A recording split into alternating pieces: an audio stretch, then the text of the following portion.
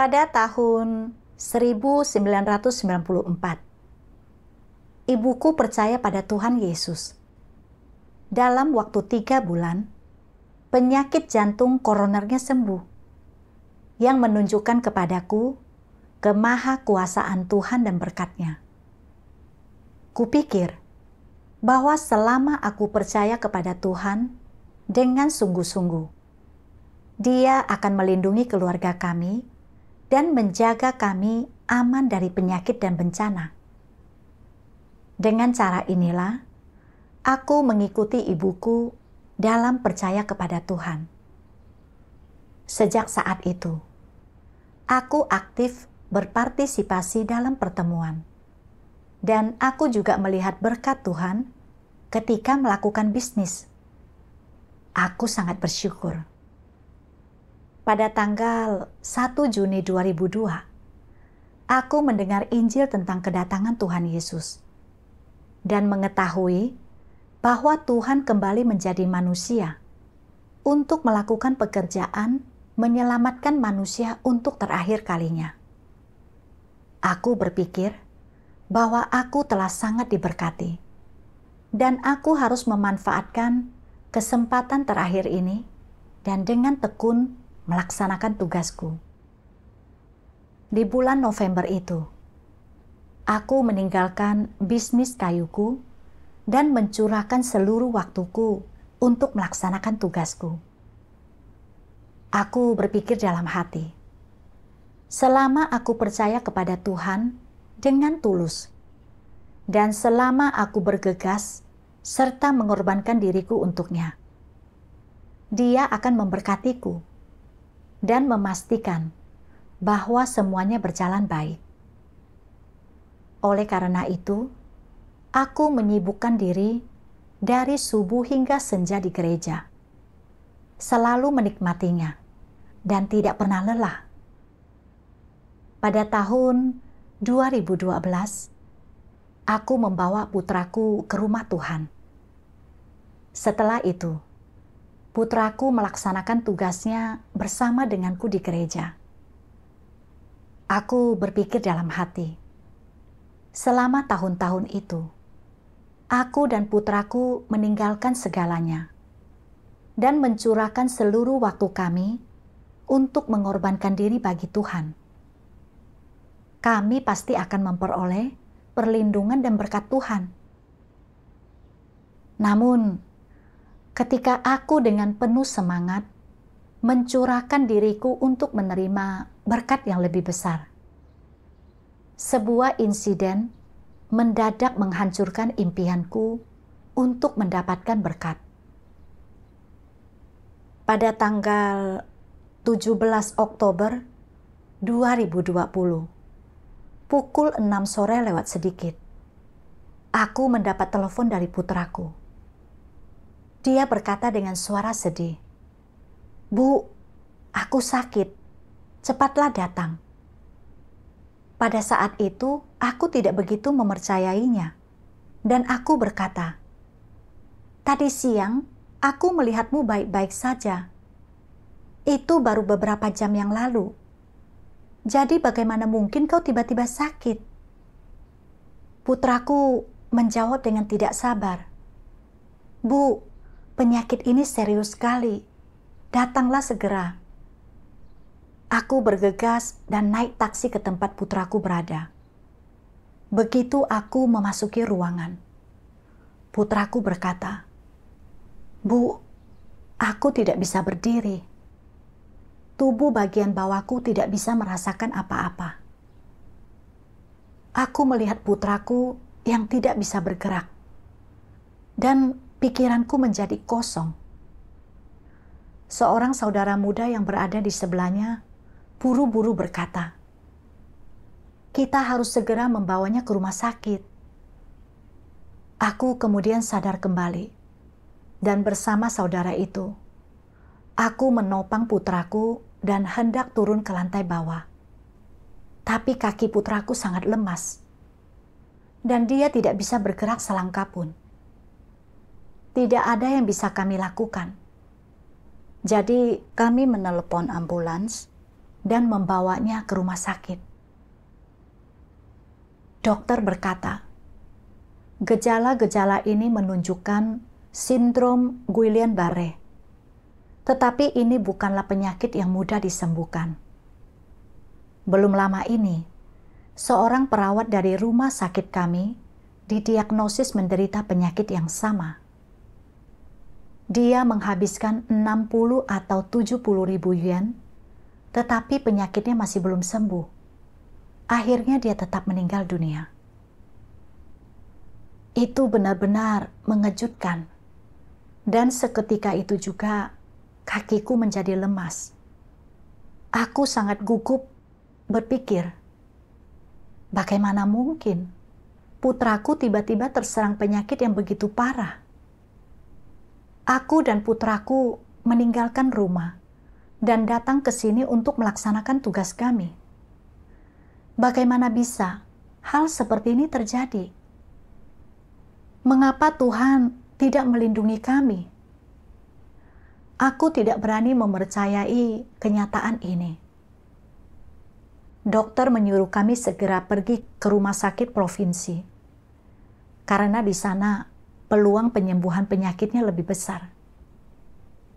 Secerca harapan menerangi hatiku. Namun, setelah aku kembali ke kamar rumah sakit putraku dan melihatnya terbaring di sana, hatiku tercekat. Sekarang, aku hanya punya sekitar 20 ribu yen. Itu tidak cukup untuk menyembuhkannya. Tanpa bisa kutahan, aku sedikit menyalahkan Tuhan. Aku telah melaksanakan tugasku jauh dari rumah selama bertahun-tahun. Aku tidak pernah menolak tugas apapun yang diatur gereja untukku. Aku sudah mengorbankan diri seperti ini. Bagaimana mungkin Tuhan membiarkan hal ini terjadi pada putraku? Saat aku berbaring di tempat tidur, hatiku resah, tidak bisa tidur. Pikiranku berputar tanpa henti. Tuhan tidak akan membiarkan putraku mati, kan? Mungkinkah ini ujian dari Tuhan dan Dia sedang menguji iman kami? Atau mungkinkah putraku akan sehat kembali saat matahari terbit nanti? Aku terjaga sepanjang malam dengan pikiran yang berpacu seperti ini hingga keesokan harinya. Aku segera mengalihkan tugasku dan membawa putraku ke rumah sakit provinsi. Setelah dokter yang bertugas memeriksa keadaan putraku, dia berkata, dari luar, gejalanya tampak seperti sindrom Guillain-Barré, tapi kita harus menunggu sampai kita mendiagnosisnya esok hari untuk melawan penyakitnya dengan obat-obatan. Ibu harus memperhatikan dia dengan saksama malam ini. Dia bisa meninggal jika kesusahan bernapas. Aku tercengang mendengar ini. Apakah putraku benar-benar tidak dapat lolos dari kematian? Aku benar-benar takut putraku tidak bisa bertahan malam itu. Makin kupikirkan, makin aku takut. Dan aku segera berdoa kepada Tuhan dalam hati.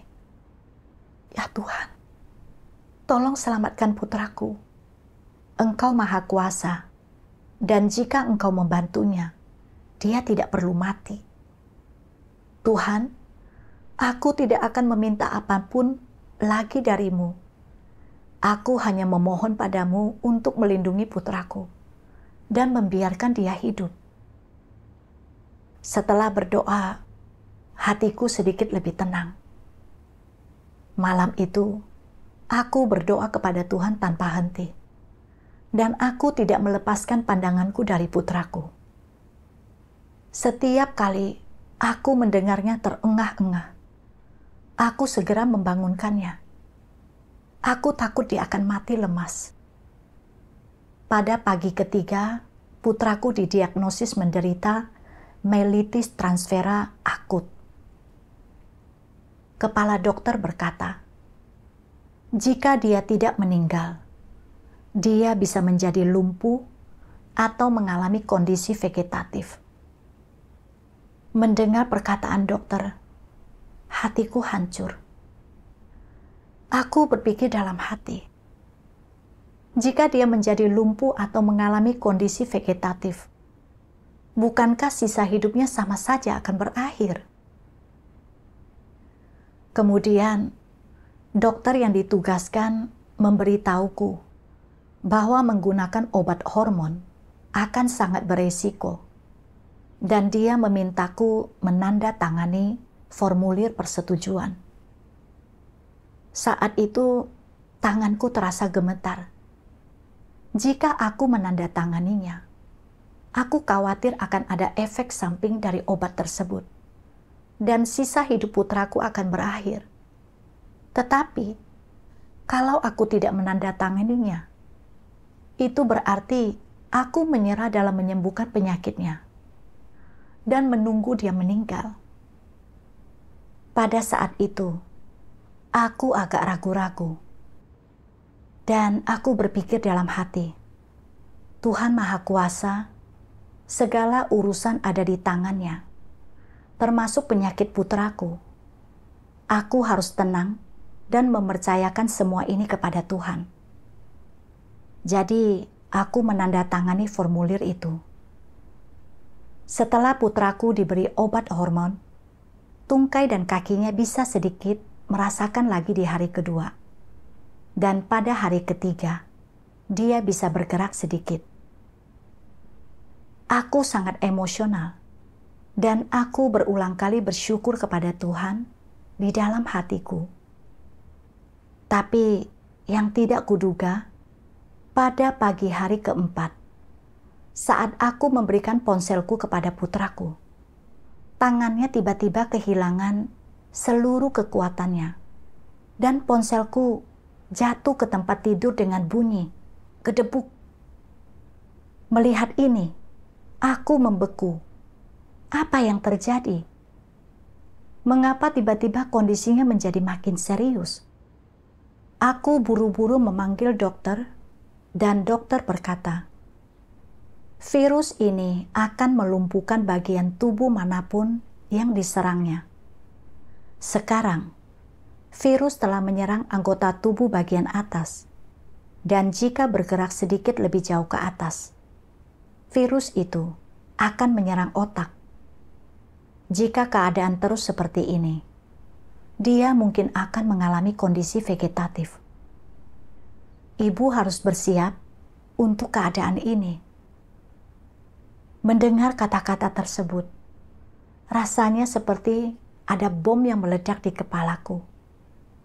Aku berpikir dalam hati, jika dia mengalami kondisi vegetatif, bukankah dia sama saja dengan mati? Aku ketakutan, dan aku segera berdoa kepada Tuhan dalam hati. Ya Tuhan, putraku masih sangat muda. Selama beberapa tahun ini, dia telah melaksanakan tugasnya di gereja sepanjang waktu. Tolong lindungi dia. Kuserahkan putraku kepadamu. Engkaulah yang memutuskan hidup atau matinya. Kemudian, bahaya yang mengancam nyawa putraku menghilang. Dan virus juga dapat dicegah agar tidak menyerang otaknya. Aku melihat harapan dan berdoa dengan berlinang air mata, mengucapkan rasa syukurku kepada Tuhan. Setelah keadaan seperti ini berlangsung selama setengah bulan, dokter menyarankan agar kami pindah ke pusat rehabilitasi untuk memulihkan fungsi tubuhnya. Ketika kami sampai di pusat rehabilitasi, dokter berkata, waktu terbaik untuk sembuh dari penyakit ini adalah dalam 3 bulan pertama. Melihat parahnya penyakit putra ibu, kecil kemungkinan bahwa dia dapat berdiri lagi. jika dia tidak mampu berdiri dalam 3 bulan ke depan, dia tidak akan pernah berdiri lagi. Suatu hari, aku menemani putraku menjalani latihan rehabilitasi. Dan ketika aku melihatnya terbaring lumpuh di tempat tidur dengan ekspresi cemas di wajahnya, hatiku terasa lebih buruk lagi. Aku berpikir dalam hati, aku telah percaya kepada Tuhan dengan penuh sukacita, dan aku hanya berharap bahwa Dia dapat menjagaku dan putraku tetap aman. Aku tak pernah menyangka bahwa putraku tiba-tiba jatuh dan tidak bisa bergerak. Dan sekarang, bahkan belum bisa dipastikan apakah dia akan mampu berdiri lagi atau tidak. Kapan semua ini akan berakhir? Aku terpikir akan sesuatu yang diingatkan oleh seorang saudari kepadaku. Bukan suatu kebetulan jika putramu tiba-tiba menderita penyakit yang begitu serius. Terkadang, Tuhan menggunakan keadaan tertentu untuk membersihkan watak yang rusak dalam diri kita. Aku berpikir tentang apa sebenarnya maksud Tuhan. Aku mengangkat teleponku dan membaca satu bagian firman Tuhan. Begitu banyak orang percaya kepadaku hanya agar aku dapat menyembuhkan mereka. Begitu banyak orang percaya kepadaku hanya agar aku dapat menggunakan kuasaku untuk mengusir roh-roh najis dari tubuh mereka. Dan begitu banyak orang percaya kepadaku hanya supaya mereka dapat menerima damai dan sukacita dariku. Begitu banyak orang percaya kepadaku hanya untuk menuntut lebih banyak kekayaan materi dariku.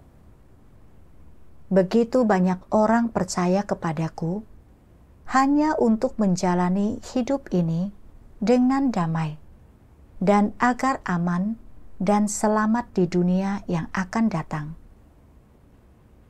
Begitu banyak orang percaya kepadaku untuk menghindari penderitaan neraka dan menerima berkat-berkat surga. Begitu banyak orang percaya kepadaku hanya demi kenyamanan sementara, tetapi tidak berusaha memperoleh apapun dari dunia yang akan datang. Saat aku menjatuhkan murkaku ke atas manusia dan mengambil semua sukacita dan damai yang pernah mereka miliki, manusia menjadi bimbang.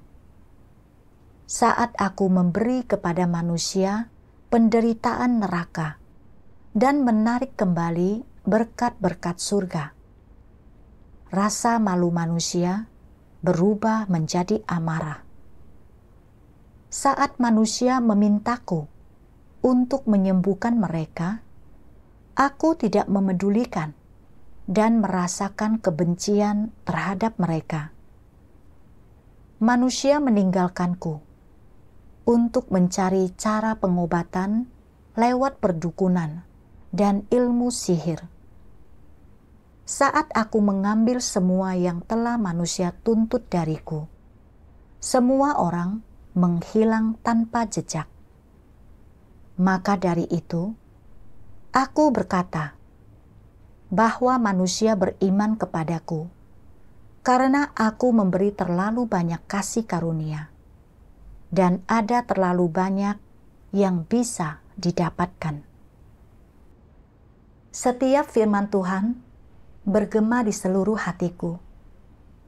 Dia mengungkapkan bahwa pandangan orang dalam iman mereka kepada Tuhan tidaklah benar, dan mereka semua menyimpan maksud dan tujuan mereka sendiri.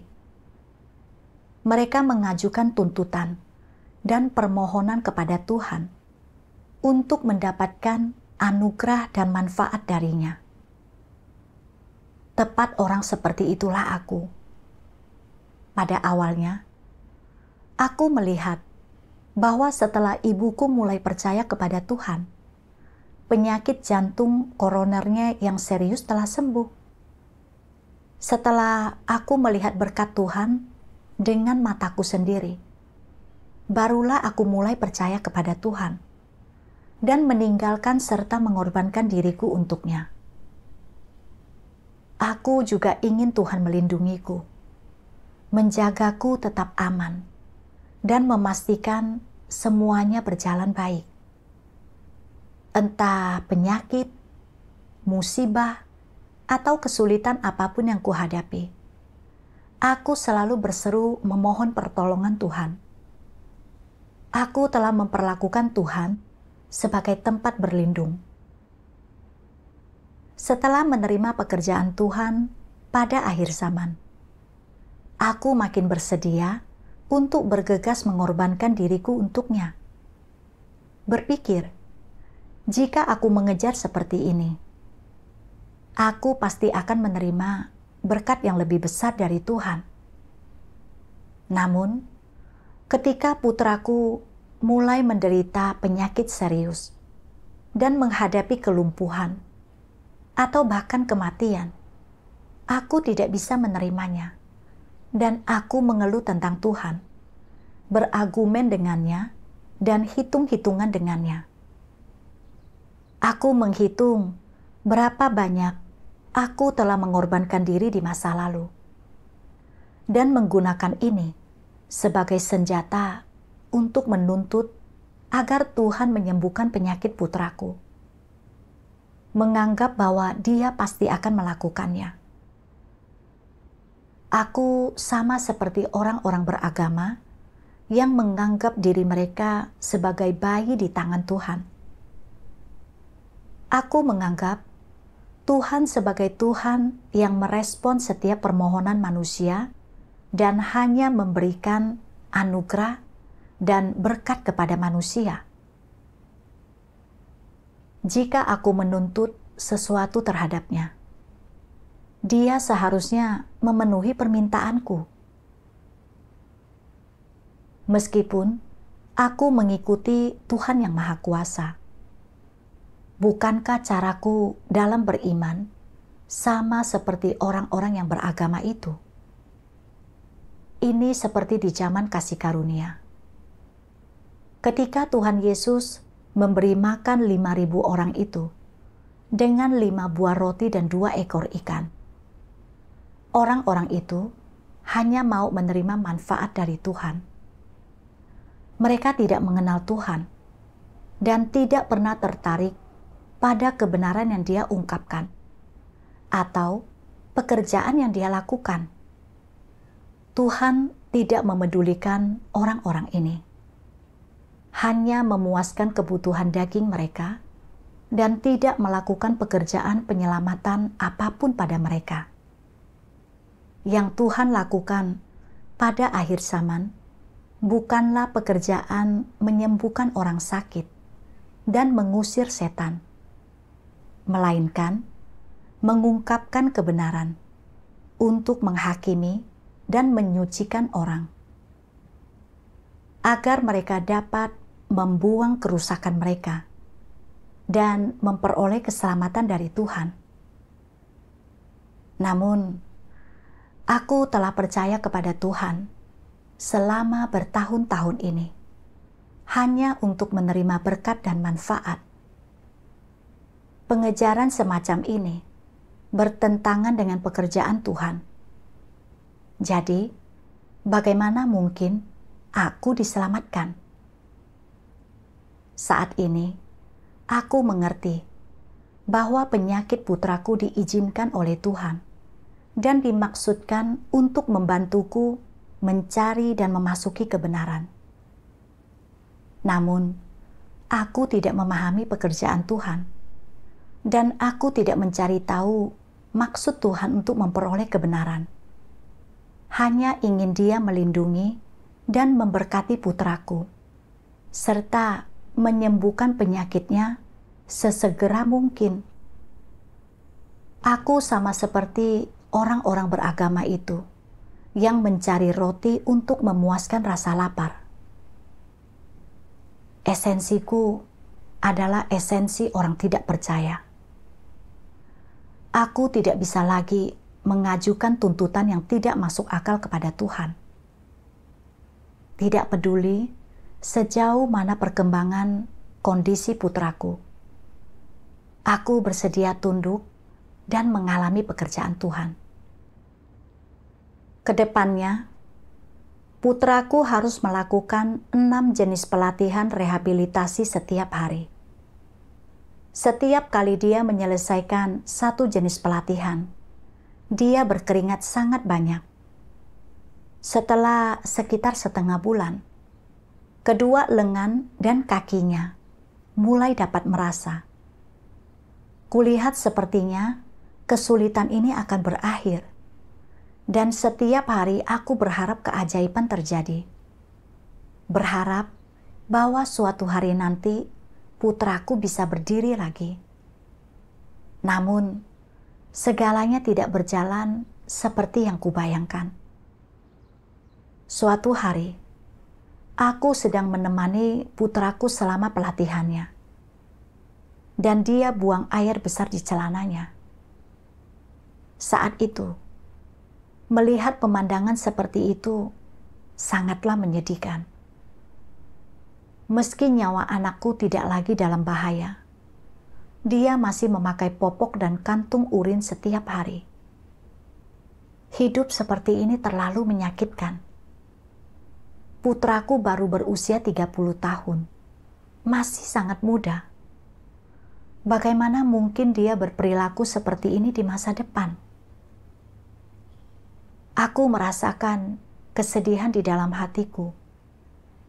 Jadi aku datang ke hadapan Tuhan dan berdoa kepadanya di dalam hati. Tuhan, jika putraku tidak bisa mengurus dirinya sendiri, bagaimana dia bisa bertahan hidup di masa depan? Tuhan, aku percaya pada kekuatan-Mu. Jika putraku bisa berdiri lagi, aku pasti akan bekerja lebih keras dan melaksanakan tugasku dengan tekun. Aku menyadari bahwa doa seperti itu tidak sesuai dengan maksud Tuhan. Jadi aku melakukan perenungan diri. Aku telah mengatakan bahwa aku bersedia tunduk pada pengaturan dan penataan Tuhan. Jadi, kenapa aku harus mengajukan tuntutan lagi kepada Tuhan? Saat ini, aku teringat akan firman Tuhan. Engkau semua merindukan Tuhan bersuka di dalam dirimu, tetapi engkau sangat jauh dari Tuhan. Apa masalahnya di sini? Engkau semua hanya menerima firman-Nya, tetapi tidak mau menerima pemangkasannya. Apalagi bisa menerima setiap pengaturannya, memiliki iman yang utuh kepadanya. Lalu, apa masalahnya di sini? Dalam analisis terakhir, imanmu adalah cangkang telur kosong yang tidak akan pernah dapat menetaskan anak ayam. Karena imanmu tidak menghasilkan kebenaran atau memberimu kehidupan, melainkan telah memberimu khayalan tentang rezeki dan pengharapan.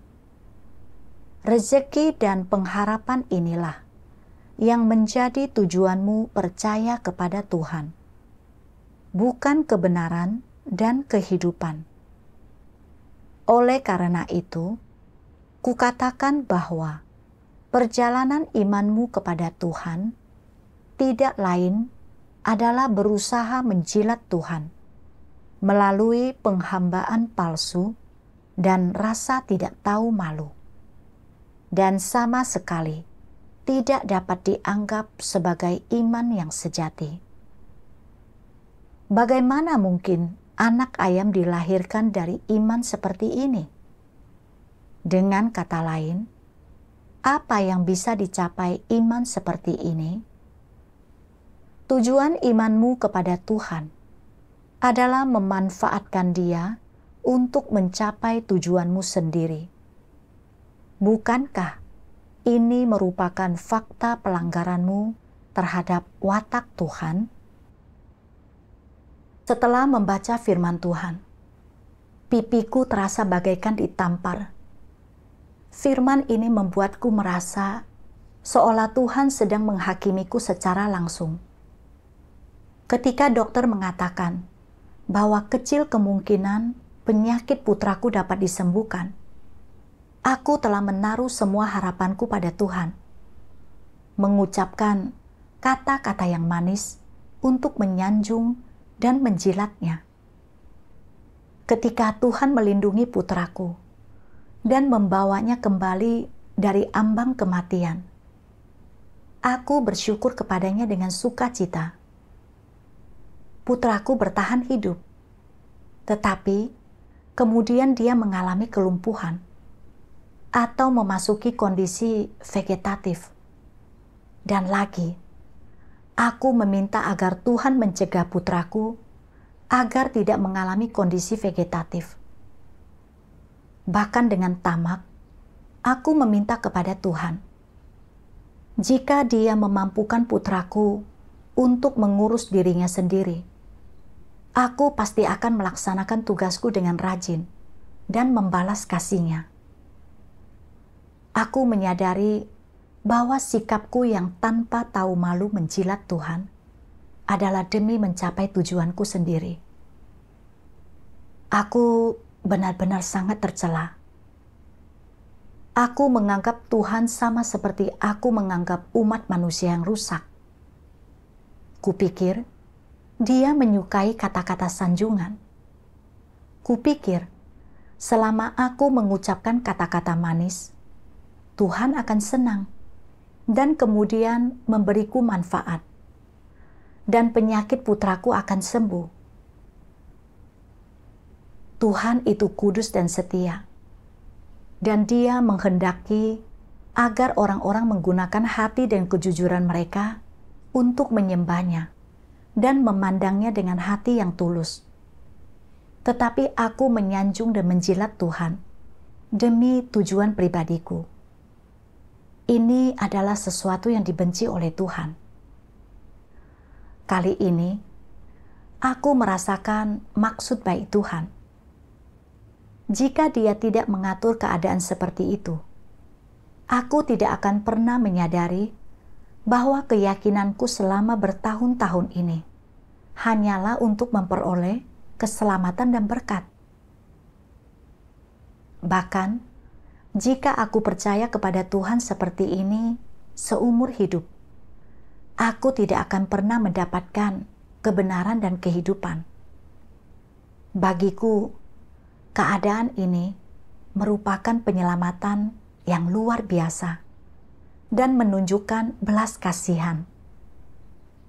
Menyadari hal ini, aku menitikkan air mata karena berutang budi dan menyesal. Aku menyesal telah begitu memberontak terhadap Tuhan, menjilatnya, dan memanfaatkannya. Aku tidak memperlakukannya sebagai Tuhan. Namun, Tuhan tidak memperlakukanku sesuai dengan apa yang kulakukan, dan menggunakan firman-Nya untuk membimbingku memahami maksud-Nya. Saat itu, aku makin malu karena telah menerima kasih dan keselamatan Tuhan. Aku berdoa dalam hati kepada Tuhan. Ya Tuhan, entah di masa depan putraku bisa mengurus dirinya sendiri atau tidak, aku bersedia untuk tunduk, mencari kebenaran dan mengalami firman serta pekerjaan-Mu, dan memetik pelajaran dari keadaan ini.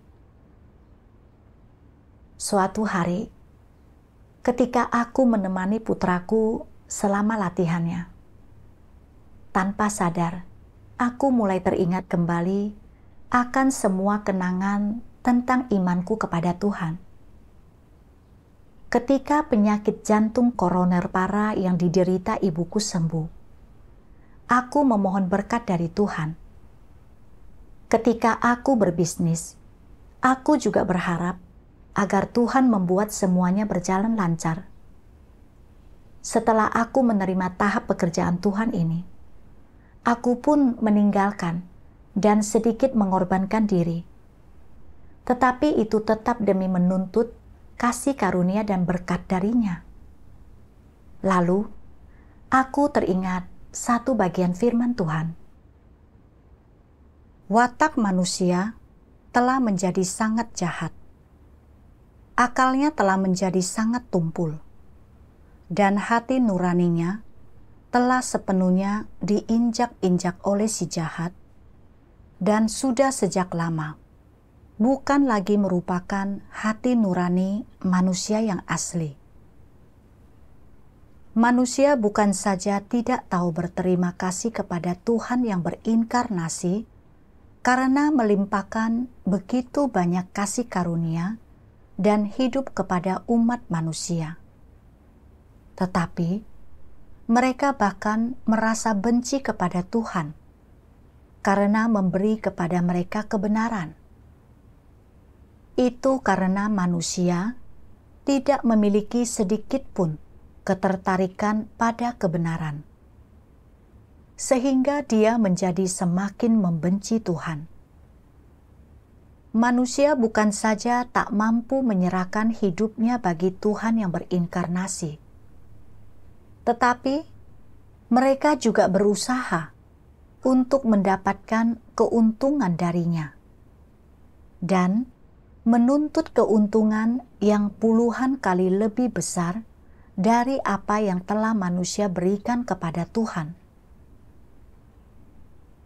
Orang yang memiliki hati nurani dan akal seperti itu mengira bahwa ini bukan masalah besar, dan tetap saja percaya bahwa mereka telah berkorban begitu banyak untuk Tuhan, dan bahwa Tuhan telah memberi kepada mereka terlalu sedikit. Ada orang-orang yang setelah memberiku semangkuk air, mengulurkan tangan mereka dan memintaku membayar mereka seharga 2 mangkuk susu, atau memberiku sebuah kamar untuk 1 malam, tetapi menuntutku membayar sewa untuk beberapa malam. Dengan kemanusiaan seperti itu, dan hati nurani seperti itu, bagaimana mungkin engkau semua masih ingin mendapatkan kehidupan? Engkau sungguh makhluk celaka yang hina. Kemanusiaan semacam ini dalam diri manusia dan hati nurani semacam ini dalam diri manusia adalah penyebab Tuhan yang berinkarnasi harus mengembara ke seluruh penjuru negeri tanpa menemukan tempat untuk berteduh. Mereka yang benar-benar memiliki hati nurani dan kemanusiaan seharusnya menyembah dan dengan sepenuh hati melayani Tuhan yang berinkarnasi, bukan karena seberapa banyak pekerjaan yang telah Dia lakukan.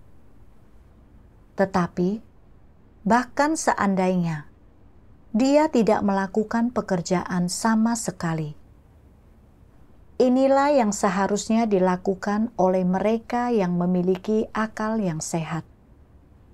Dan inilah tugas manusia. Kebanyakan orang bahkan membicarakan tentang syarat dalam pelayanan mereka kepada Tuhan. Mereka tidak peduli apakah Dia adalah Tuhan ataukah manusia, dan mereka hanya membicarakan tentang syarat mereka sendiri dan hanya berusaha memuaskan keinginan mereka sendiri. Ketika engkau memasak untukku, engkau menagih biaya pelayanan. Ketika engkau berlari untukku, engkau meminta upah lari. Ketika engkau bekerja untukku, engkau menuntut upah kerja. Ketika engkau mencuci pakaianku, engkau menagih upah mencuci. Ketika engkau menyediakan kebutuhan gereja, engkau menuntut biaya pemulihan. Ketika engkau berbicara, engkau menuntut upah pembicara. Ketika engkau memberikan buku-buku, engkau menuntut biaya distribusi. Dan ketika engkau menulis, engkau menuntut upah menulis. Mereka yang telah aku pangkas, bahkan menuntut imbalan dariku. Sementara mereka yang telah dipulangkan, menuntut ganti rugi atas kerusakan pada nama mereka. Mereka yang belum menikah menuntut mas kawin, atau ganti rugi untuk masa muda mereka yang hilang. Mereka yang membunuh ayam menuntut upah tukang daging. Mereka yang menggoreng makanan menuntut upah menggoreng. Dan mereka yang membuat sup menuntut pembayaran untuk itu juga. Inilah kemanusiaanmu yang luhur dan kuat itu. Dan inilah tindakan yang ditentukan oleh hati nuranimu yang hangat itu. Di manakah akalmu? Di manakah kemanusiaanmu? Biar kuberitahukan kepadamu. Jika engkau terus seperti ini, aku akan berhenti bekerja di antaramu. Aku tidak akan bekerja di antara kawanan binatang liar dalam wujud manusia. Aku tidak akan menderita demi sekelompok orang yang wajah lembutnya menyembunyikan hati yang liar. Aku tidak akan menanggung derita demi sekawanan hewan seperti itu yang sama sekali tidak memiliki sedikit pun kemungkinan untuk diselamatkan. Hari ketika aku memalingkan diriku darimu adalah hari ketika engkau semua mati. Itu adalah hari ketika kegelapan mendatangimu, dan hari ketika engkau semua ditinggalkan oleh terang. Biar kuberitahukan kepadamu, aku tidak akan pernah berbaik hati kepada kelompok orang seperti dirimu. Sekelompok orang yang bahkan lebih rendah dari binatang. Ada batas untuk firman dan tindakanku. Dan dengan kemanusiaan dan hati nuranimu yang seperti itu, aku tidak akan melakukan lebih banyak pekerjaan. Karena engkau semua terlalu kurang memiliki hati nurani. Engkau semua telah membuatku menanggung terlalu banyak rasa sakit, dan perilaku tercelamu terlalu menjijikkan bagiku. Orang-orang yang begitu kurang dalam kemanusiaan dan hati nurani tidak akan pernah memiliki kesempatan untuk diselamatkan.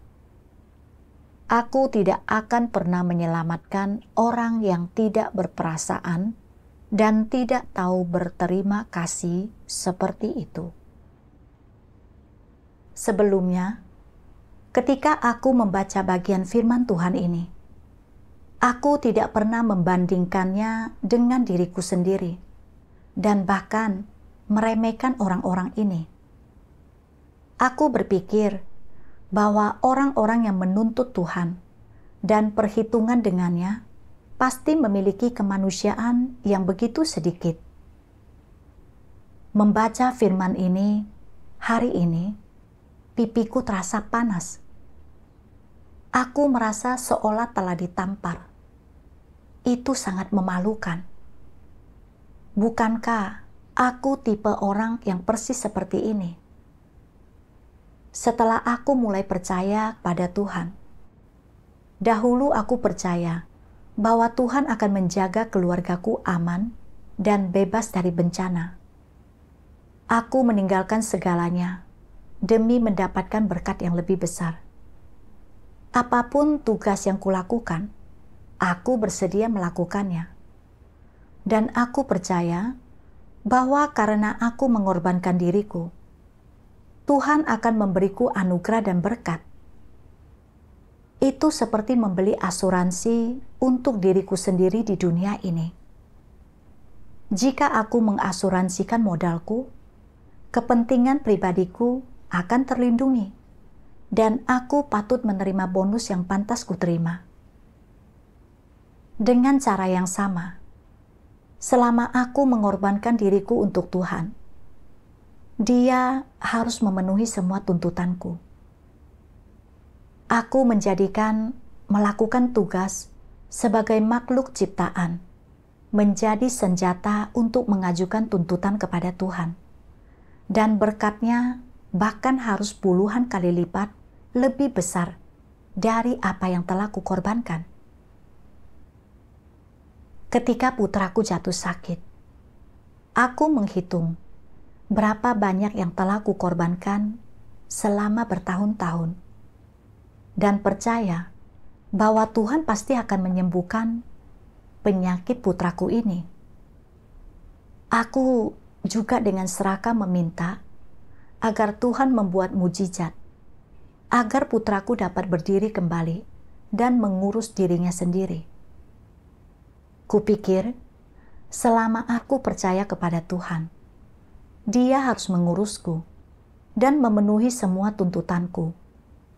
Kalau tidak, berarti Tuhan tidak benar. Seperti inilah, aku tanpa tahu malu memaksa Tuhan dan dengan penuh percaya diri menuntutnya. Aku benar-benar tak memiliki kemanusiaan dan nalar. Aku teringat akan Paulus pada zaman kasih karunia. Ketika dia menanggung banyak penderitaan saat mengabarkan Injil, tetapi tidak mengejar kebenaran ataupun perubahan watak. Dia menjadikan penderitaan, membayar harga, dan bekerja keras sebagai syarat dan semacam senjata untuk memasuki kerajaan surga, menuntut mahkota kebenaran dari Tuhan. Dia berkata, "Aku sudah melakukan pertandingan yang baik. Aku sudah menyelesaikan perlombaanku. Aku sudah menjaga imanku. Mulai dari sekarang, sudah tersedia bagiku mahkota kebenaran." Paulus percaya, jika Tuhan tidak memberinya mahkota ini, berarti Tuhan tidak benar. Di depan umum, dia berteriak melawan Tuhan, dan akibatnya, dia menyinggung watak Tuhan dan dihukum. Bukankah jalan yang kuikuti persis sama seperti jalan Paulus? Itu adalah jalan yang tidak mengejar kebenaran, atau perubahan watak, dan hanya berusaha mengejar kasih karunia dan berkat dari Tuhan. Aku menyadari bahwa aku telah menggunakan tindakanku yang selama bertahun-tahun meninggalkan segalanya, mengorbankan diri, dan bekerja keras, serta putraku yang meninggalkan masa mudanya, dan melepaskan keinginannya untuk menikah setelah percaya kepada Tuhan, sebagai senjata untuk memaksa Tuhan. Ketika Tuhan tidak memenuhi keinginanku, aku mempertanyakannya, memusuhinya, dan berteriak menentangnya. Aku benar-benar sangat tidak tahu malu. Makin aku merenung, makin aku menyadari bahwa perilakuku telah menyinggung watak Tuhan dan memicu kemarahannya. Aku merasa takut. Jika aku tetap tidak bertobat, aku pasti akan menerima hukuman Tuhan seperti yang dialami Paulus. Aku segera berdoa kepada Tuhan dan bertobat. Ya Tuhan, selama bertahun-tahun ini, aku tidak menyembah-Mu dengan tulus. Aku selalu menganggap-Mu sebagai objek untuk dimanfaatkan dan meminta-Mu untuk memuaskan keinginanku akan berkat. Aku benar-benar sangat tercela. Ya Tuhan, aku ingin bertobat kepadamu. Tidak peduli apakah putraku hidup atau mati, atau apakah dia lumpuh. Aku tidak akan lagi mengeluh tentang-Mu.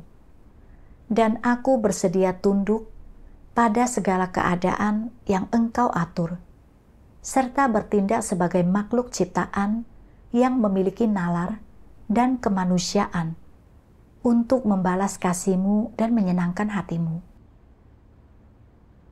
Setelah itu, aku berkata kepada putraku, mari kita perbaiki pola pikir kita dan menerima segala sesuatu sebagaimana adanya.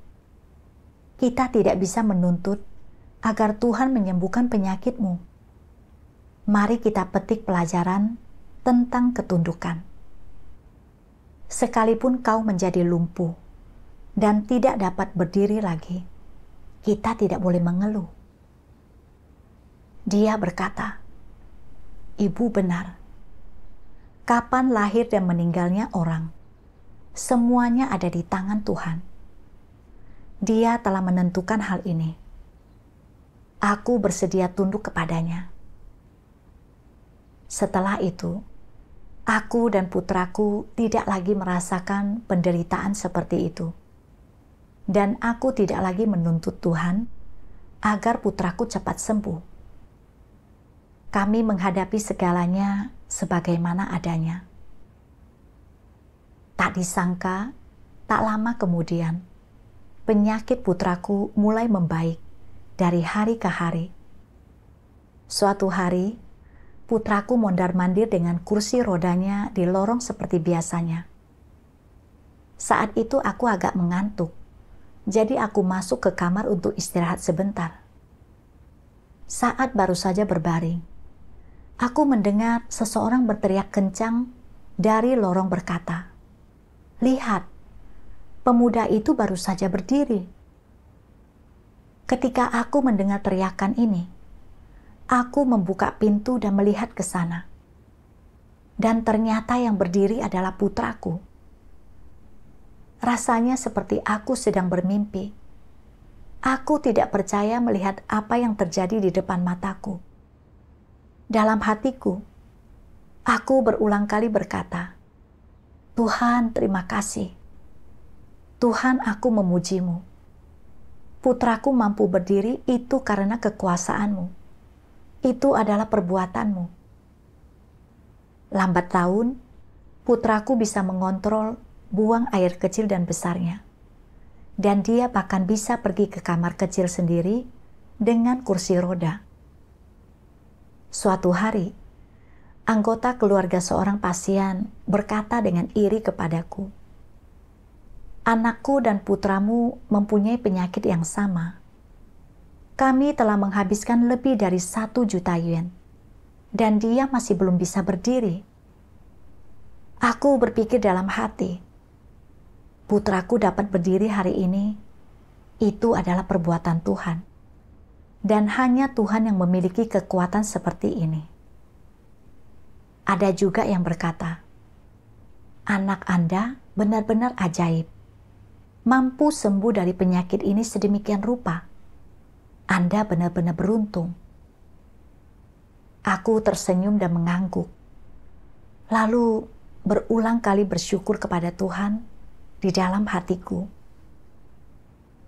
Beberapa hari kemudian, kami keluar dari rumah sakit dan kembali ke rumah. Aku telah mengikuti Tuhan yang Maha Kuasa selama 21 tahun. Jika dipikir-pikir lagi, Tuhan membantuku melalui proses ini selangkah demi selangkah. Hanya saja aku terlalu memberontak dan memberikan syarat tambahan pada imanku kepada Tuhan.